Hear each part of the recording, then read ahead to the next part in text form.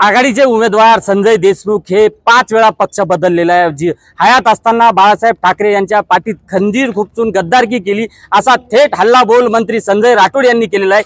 दरम्यान माझ्यासोबत महाविकास आघाडीचे उमेदवार संजय देशमुख आहे, आपण त्यांच्याकडून जाणून घेणार आहोत। भाऊ काय म्हणताय, काही वेळापूर्वी मंत्री संजय राठोड यांनी थेट तुमच्यावर हल्लाबोल केलाय। संजय राठोड हा मुळातच गद्दार माणूस आहे। त्यानं ज्या पक्षात आला, ज्या पक्षाच्या चिन्हावर निवडून आला, त्या पक्षाशी बेईमानी केली त्यांनी। मी कधी ज्या चिन्हावर निवडून आलो त्या पक्षाशी कधी बेईमानी केली नाही। मी ठाम ठोकपणे अपक्ष उभा राहिलो आणि अपक्ष निवडून आल्यानंतर सुद्धा शिवसेनेला समर्थन केलं।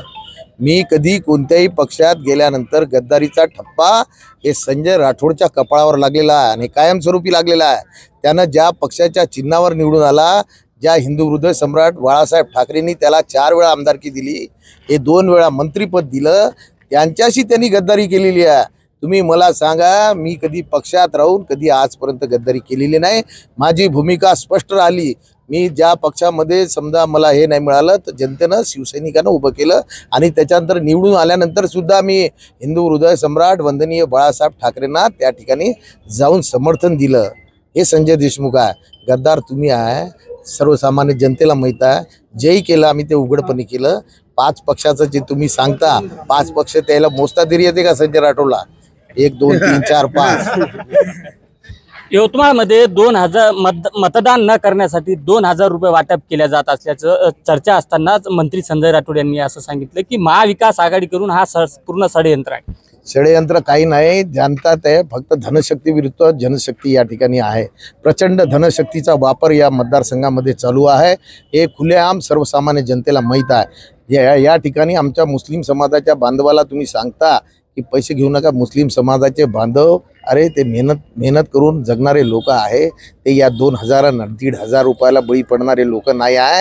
हे तुमचं षडयंत्र तुमच्या घरातच राहणार आहे।